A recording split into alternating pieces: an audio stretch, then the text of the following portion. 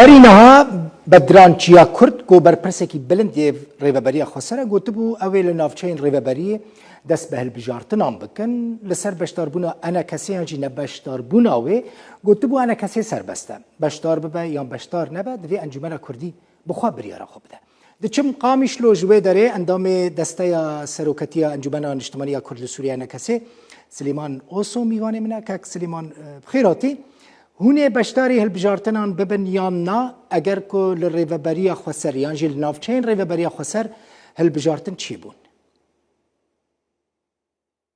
ایوار باش راستی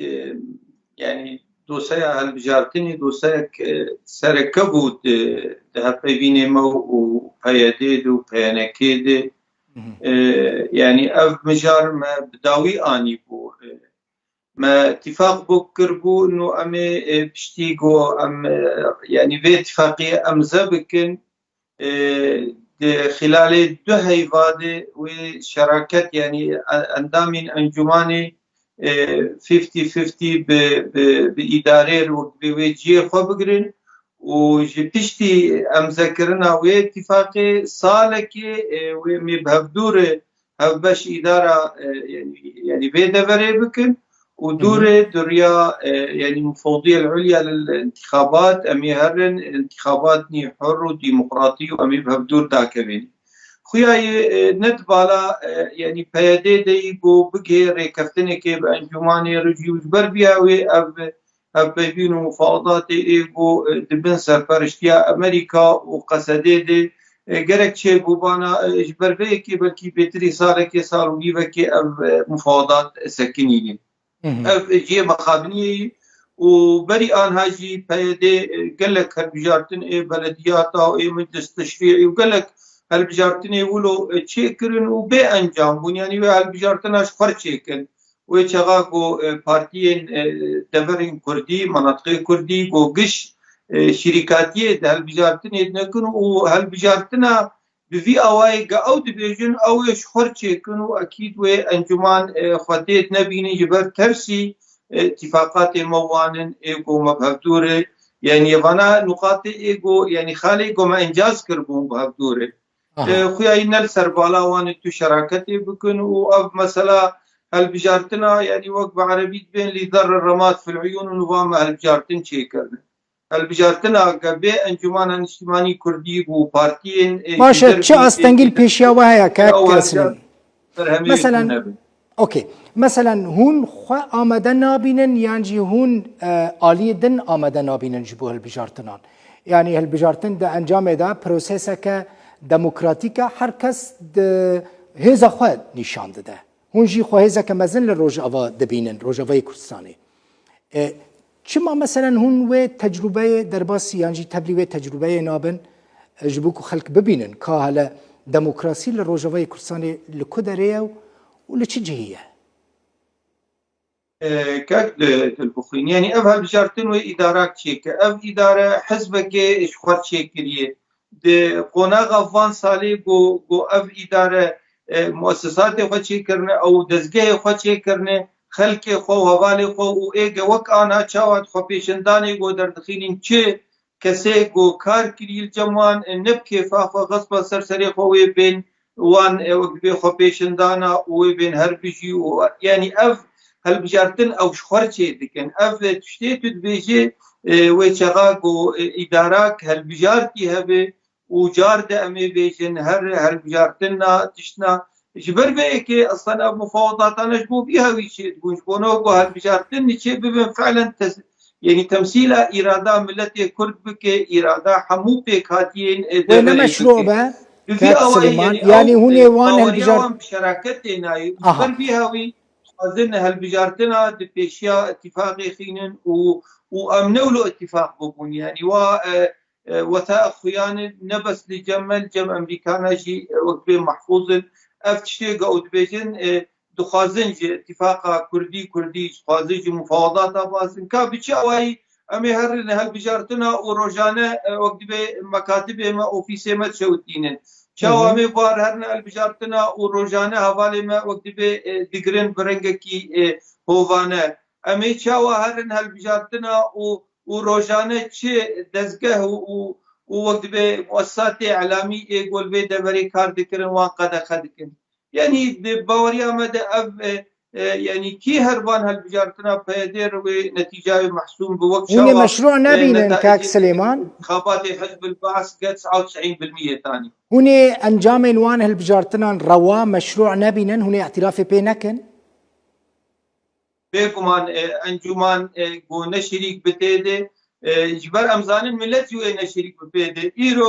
ايرو نبس وقت به يعني وقت به مدقرن وفي سمات شوتينن ايرو حربك اقتصادي بملتي مردكن ملتي ما برشيدكن مازوتنا بالمزارعه برشيبونه كيد دبريت شيدكن كابتشا هواي ابخل هرن سر هالبجارتنا وقبروجانه طوابير سياره وخلق مزارع لسر دوري مازوت باشا هالبجارتن جيج بويا كينا كاك سليمان هالبجارتن جيج بويا كينا كو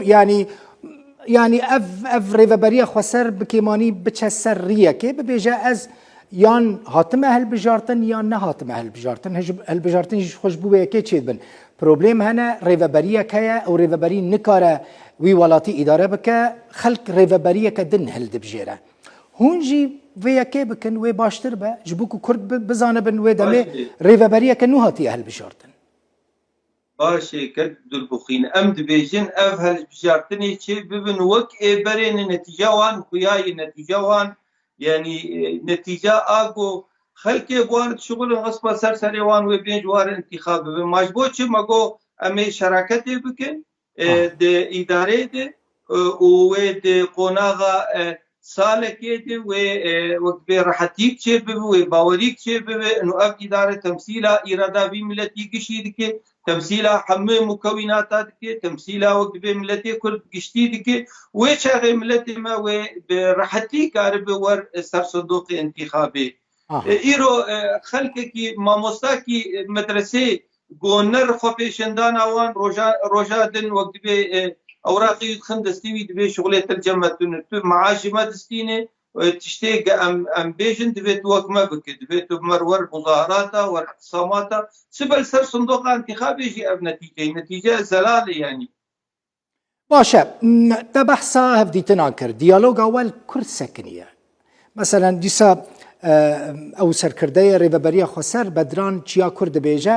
ئەو دخوازن دیالۆگ بسەرکەوە دانوستاندن بچن سەری لێ هەنێک ئاستەنگ هەنەش بەروەیەکێژی ڕەوەستیانە هون بوونە سەبەب کە ئەو دیالۆگ ڕاوەستن یاژی ئالێدن بڕاستی بوویە سەبەب چما ڕەوەستیانە ئەو دیالۆگ دیالۆگ ئەدبێم یعنی ملەتێ مە و هەموو کسی دواری راگاندنی دخبتن بیزانن بیش بوچه اب دیالوگ راوستیایی دیالوگ جالی وان راوستیایی وان وقت به بمبیکرین کرن وان دیتن گو ام جدین دوی دیالوگ ادو براستیجی مکابنی باش آوه تبون و مگلک یعنی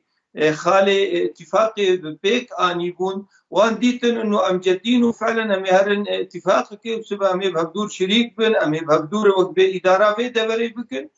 چون برزغريك درخستن وبيسه مشوتان دن حوالي ما روجانه دغرين وافتشت يعني امريكان بصوره ودن بنتيجه ام يعني تكليه ما سفير امريكي بري انا روبرت براونشتاين دي وسروك قصد تكليه قالك جواتا شي بور بنتيجه وان يعني وثيقه ضمانات بهدور ام ذكر يعني سروك قصد وسفير امريكي وثيقه ضمانات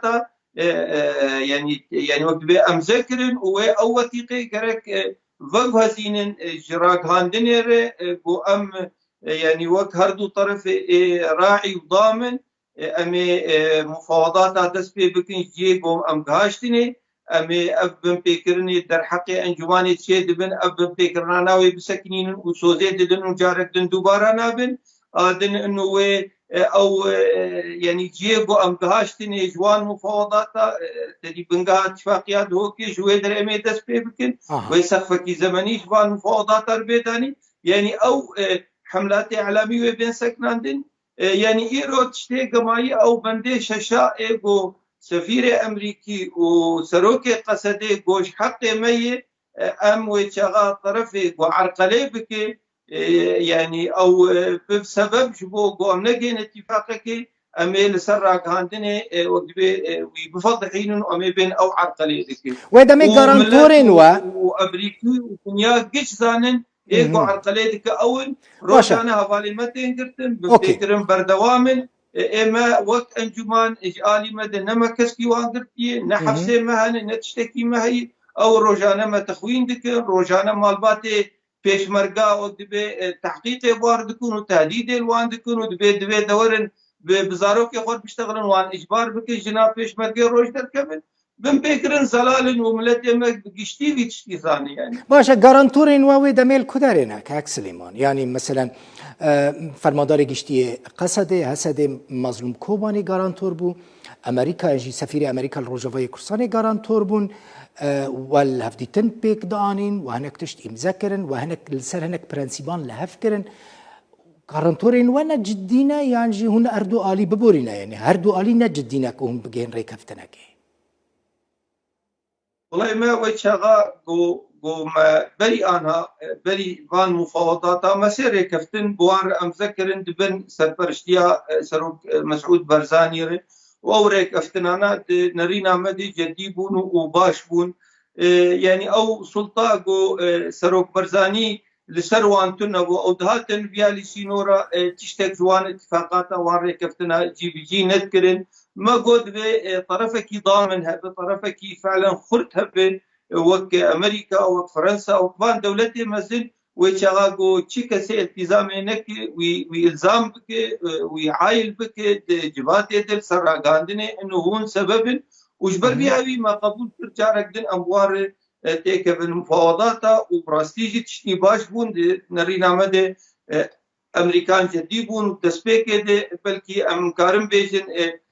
سروكي قصديجي جدي بوش بر بيهاوي ام بابدورك هاشتن يعني وقت بي خالني باش مقابني باش يعني ردان لما خابن دبي قناغة تالي دقياي نبقى سروكي قصدي دبي ونبقى أمريكانا دبي جبر جواتا تالي دنابما وسفير النه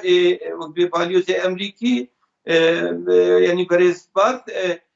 وي قد قو أفتشتي قد دو وثيقه ذاتي يعني حتى كان بنذكرنا بسكنين حتى كي جام كاربن دوزير ممكن انه صار طاوله مفاوضات ما خبر حتى انها يعني هردو طرف ضامن وراعي نكارن طرفين الزام بكن جبوبو هي فيتنانا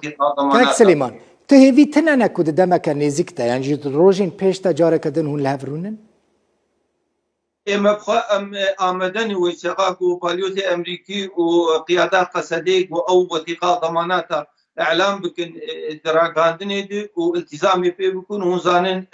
يعني حتى انا بالكسي شهر هفالي ما قرتيني سيجوان دواري راغاندني دي اعلامين روزنامه فانن قرتيني بسبب بسبب يعني براستي او بنبيكرن بردوام من تيدي يعني او بنبيكرن اگر روستيان اگر او بن پیکرن راوستیان هونی جاره کدن دست بدان و ستاندنان بکن اگر کو بن پیکرن و گرتنا حوالین و آستنگ بن وك خالي قد وثيقات ضمانات دهاتي قو او خالانا جيب بن ام امدن قو جارك دن ام رونين يعني بضمانه قو حدكي جبان تشتار دينين يعني نوك لسكازاروكا ايرو ام لهدورونين سبا حوالي ما بقرن يعني براسي ابحال نما ملتي مجي قبول دكي قالك سباس سليمان اوسو اندام دستيا سروكتيا انجمن الاجتماعيه كرد سوريا نكسي جقام شلو ميفاني مبوي قالك سباس كاك سليمان